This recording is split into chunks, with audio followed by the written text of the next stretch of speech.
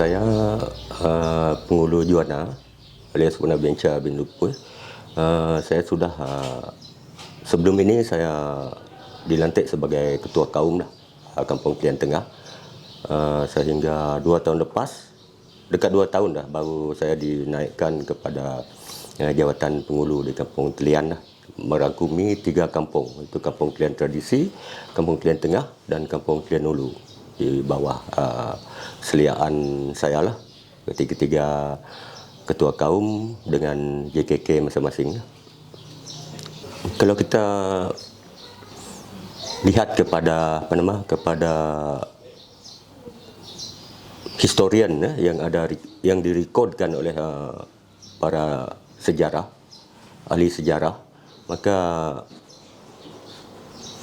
kewujudan kaum Melanau di Sarawak amnya memang sudah wujud dari awal-awal lagi lah, iaitu dengan ada rekod yang menyatakan pahlawan-pahlawan Melanau ataupun Raja Melanau seperti Tugau, Sebusui dan beberapa panglima lain sebelum kehadiran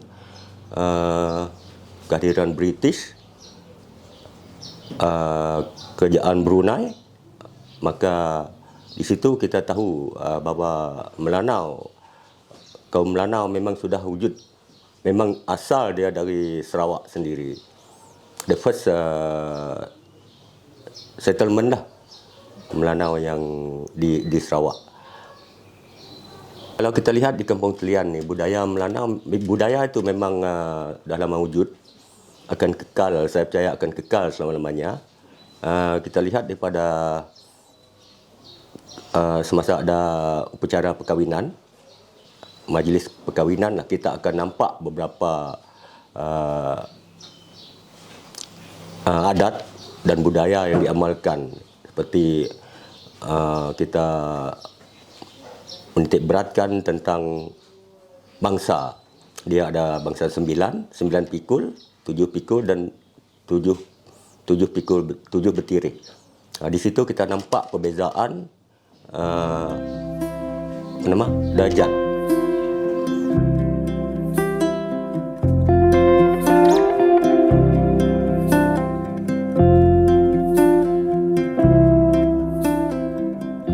Kampung Kelian saja kita lebih kurang ada 5 jerunai yang masih berdiri. So untuk jerunai di Kampung Kelian ni kita bermula dari jerunai Tuan Puteri. Okey, jerunai Tuan Puteri ni menurut penceritaan orang lama adalah jerunai untuk anak kepada bangsawan. So apabila anak bangsawan meninggal, dia mendirikan jerunai untuk anak dia lah. So menurut cerita orang juga, kebanyakan korban adalah dipaksa, tetapi jerunai Tuan Puteri tadi, korban dia adalah secara sukarela. Okey, lepas itu di seberang jerunai Tuan Puteri ada sebiji jerunai yang telah buruk. Kita tak tahu apa nama jerunai itu. Lepas tu di kampung Sungai Teloh kita ada jerunai Kampung Megau, di mana jerunai itu menurut cerita orang lama dia adalah tanda kampung rumah Melanau yang lama, dan dia telah hangus pada kurun ke-18 lah. Lepas tu kita ada jerunai Anak Uda yang berdekatan dengan Lamindana. Jerunai Anak Uda ni tadi adalah jerunai yang didirikan oleh orang luar, yang mau membuktikan bahawa bukan orang Melanau saja yang dapat mendirikan jerunai. Dan sekarang kita berada di jerunai Bersungau, jerunai yang terakhir di Mukah lah. So, jerunai ni terakhir menurut cerita maklumat orang kampung, dia didirikan semasa era Brooke 1840. Dan Bersungau ni tadi menurut cerita orang kampung juga telah diselamatkan dan dibawa lari ke Rajang. Dan orang yang menyelamatkan Bersungau tadi telah melaporkan kepada Brooke tentang pengorbanan manusia yang berada di Mukah ni lah. Dan masa tu juga Brooke telah mengharamkan pemburuan kepala dan pengorbanan manusia lah. Menurut penceritaan ataupun kajian saya, jerunai tadi didirikan oleh golongan bangsawan ataupun matahai, dan dia menggunakan korban ataupun hamba sebagai korban. Kerarat menurut cerita juga, yang si abang meninggal, si adik yang dengan rela hati menjadi korban menjaga mayat si abang tadi sebagai tanda kasih sayang. Dan jerunai tadi, perbezaan jerunai dengan kerarat, jerunai tadi ukiran dia sangat minimal, sikit saja ukiran dia. Dan kerarat tadi, kalau kita tengok kerarat, dia ada 4 sudut. Dia ada motif manusia, double head, lepas tu flora dan fauna, lepas tu buaya ataupun naga ataupun biawak, lepas tu gabungan semua benda-benda tadi. Itulah perbezaan dia, kerarat dengan jerunai lah bagi saya.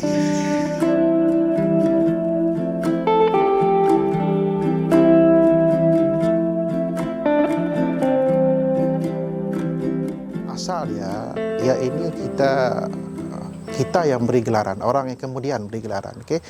Yang ini kita panggil mula-mula adalah bakut seri. Bakut itu merujuk kepada makam lah ataupun kubur. Kemudian seri itu adalah nama orang yang dikebumikan di sini. Nama si isteri suami dia namanya adalah Bajau. So isteri dia nama Seri. Apabila perjanjian mereka apabila salah seorang meninggal dunia akan dikebumikan di dalam bakut berukir. Sebab itu bakut ini dia ada pelbagai nama. Satu bakut seri, sempena nama orang yang dikebumikan. Satu lagi adalah bakut berkuriang. Bakut itu kubur, kemudian berkuriang itu adalah merujuk kepada ukiran. Kuriang itu adalah dalam bahasa kami, dalam bahasa lama tu kuriang itu merujuk kepada ukiran. So kita panggil bakut berkuriang. Kemudian apabila kita terima cerita warisan tu yang tentang bagaimana kasih sayang suami isteri itu yang mereka bersedia apabila tiba waktu salah seorang meninggal nanti mereka akan memberikan yang terbaik. So iaitu kita ambil di situ, kita jadikan sebagai ini adalah macam makam kasih sayang, perlembangan cinta kasih yang abadi antara seorang suami dengan isteri dia, dan kebetulan pula isteri dia yang meninggal dahulu dan memang ditunaikanlah seperti mana dijanjikan, disediakanlah tempat dia untuk dikebumikan itu adalah bakut ataupun kubur yang seperti yang kita nampak sekarang lah, yang ada dengan ukiran dia apa semua. Dan sebab itu juga kemungkinan yang motif ini dia tidak menggunakan yang fauna untuk menunjukkan cinta kasih itu, dia memang semua motif yang digunakan adalah motif daripada yang flora lah, daripada tumbuh-tumbuhan. Itu yang bagaimana bakut ini kita jadikan sebagai bakut kasih sayang lah. Daripada bakut seri, bakut berkuriang, kemudian kita kita jadikan tanda sebagai cinta kasih sayang lah, seorang suami isteri lah. Kalau kita lihat motif itu tadi kan, yang dengan tiang ni, yang tiang sebelah depan depan ni tiang dia, pun dia ukiran dia adalah ukiran yang menggunakan motif flora juga. Okey, daun-daun dan sebagainya. Sama juga dengan yang ini. Yang ini fungsi dia adalah sebagai gerbang atau hiasan depan. Ada papan yang panjang ini fungsi dia adalah sebagai kisi-kisi sebenarnya. Kisi-kisi untuk atap sebelah atas kemudian depan sini ada gerbang. Yang ada satu dia tadi adalah ataupun kita panggil belalai gajah untuk diletak di hujung atap lah. Dan semuanya menggunakan yang motif daripada berbentuk daun-daun kebanyakannya lah. Cuma tidak ada satu pun yang menggunakan bentuk-bentuk seperti yang ada pada kerarat, iaitu haiwan-haiwan. Yang ada sini pun adalah daun-daun. Sebab mungkin dia berkaitan dengan tujuan bakut ini dibina, tujuan dia dari hati yang halus lah, kasih. Fungsi yang ini dia hanya sebagai hiasan saja. Hiasan yang kita lihat pun sebagai petunjuk bahawa kenangan orang yang kemudian, orang yang melawat, orang yang melihat bagaimana daripada perasaan kasih sayang dijelmakan dalam bentuk artifak atau monumen seperti ini, dan ia kekal untuk ditatap oleh generasi seterusnya lah. Itu yang kita percaya kepada penghasilan ataupun pembinaan bakut ini dulu.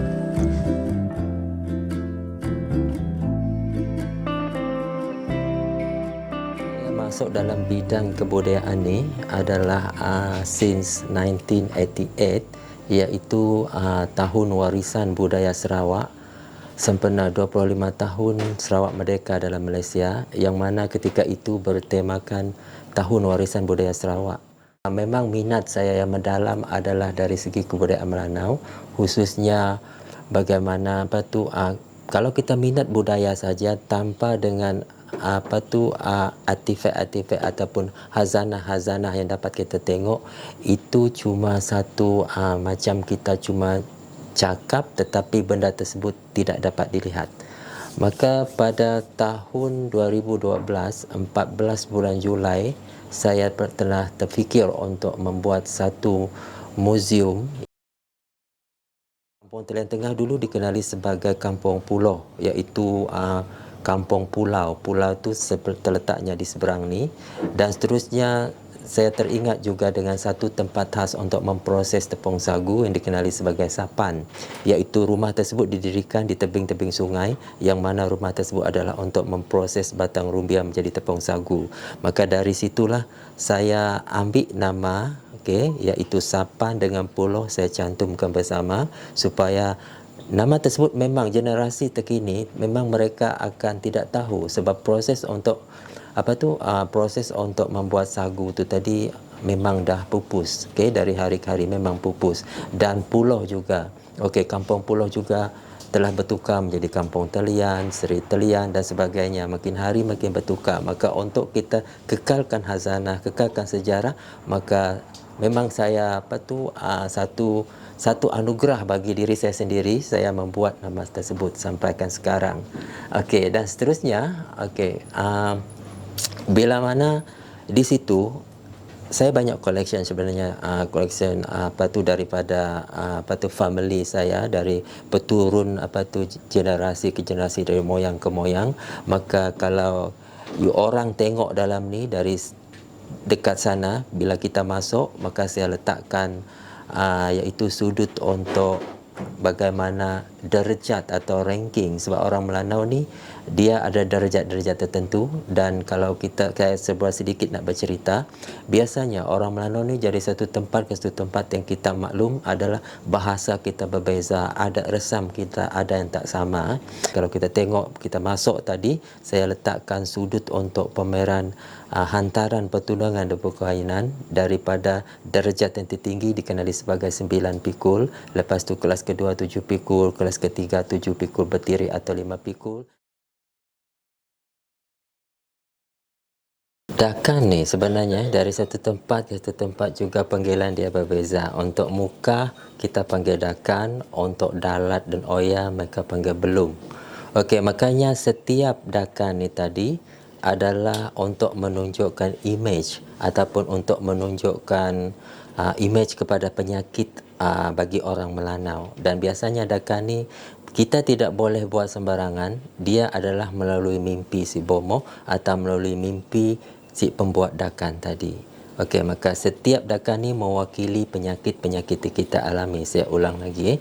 Macam mana kita tahu kita sakit? Contoh, kalau kita sakit tadi, kita akan jumpa si bomoh. Maka bomoh akan menilik penyakit kita. Gambarnya ada dekat belakang saya, rupa gaya bomoh tadi. Maka dia akan tengok kita dengan gendang ni. Gendang ni kita panggil geneng, ataupun upacara tersebut dikenali sebagai babayo. Biasanya dakan untuk perubatan yang sebenarnya, biasanya dakan akan saiz dia kecil, dia akan dibuat daripada isi rumbia ataupun dahan rumbia, dan ada juga yang dibuat daripada daun-daun nipah, bergantung kepada apa yang diberitahu, apa yang ditilik oleh si bomoh tadi.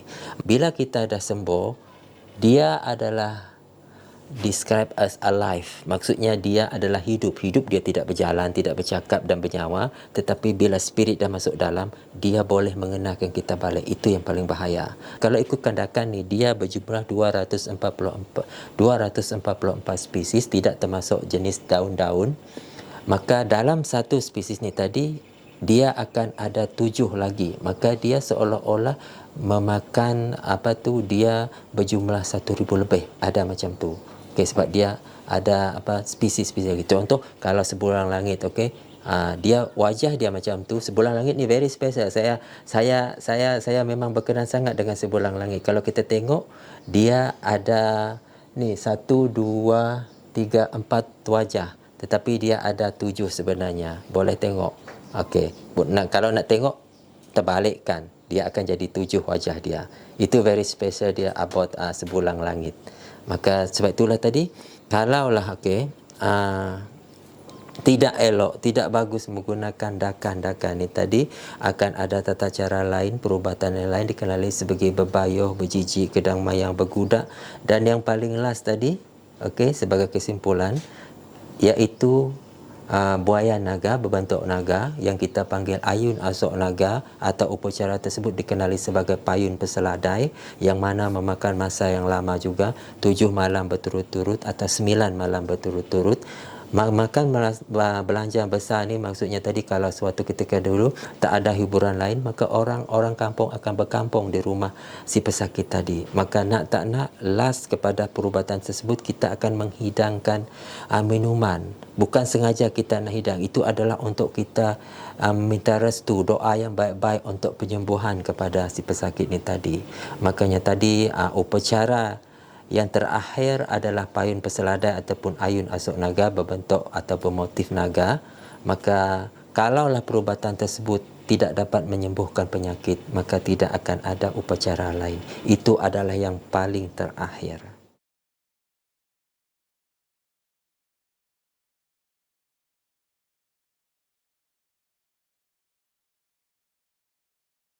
Keharmonian masyarakat Melanau di Talian ni memanglah unggul lah. Saling bantu-membantu tanpa perlu diupah apabila dah berlaku apa-apa perkara seperti kematian. Mereka saling membantu dan bekerjasama. Ya, saya percaya memang keharmonian ini akan tetap berkekalan sehingga bila-bila. Kalau selagi 10 tahun akan datang, tidak dapat dipersoalkan bahawa keharmonian, kesejahteraan begini akan tetap kekal.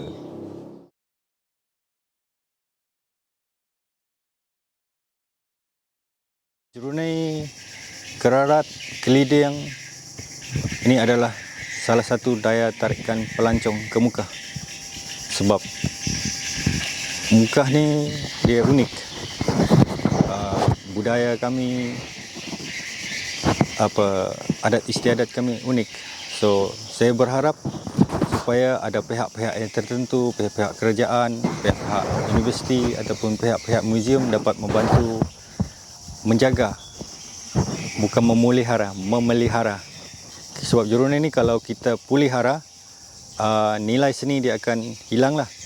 So bagi saya berharap semua pihak-pihak yang saya sebut tadi dapat membantu kami untuk mengekalkan monumen-monumen yang penting bagi kami orang Melanau, orang Borneo dan orang Sarawak amnya, untuk dikekalkan dan dapat menjadi salah satu daya tarikan pelancong ke Mukah, Sarawak, Malaysia amnya.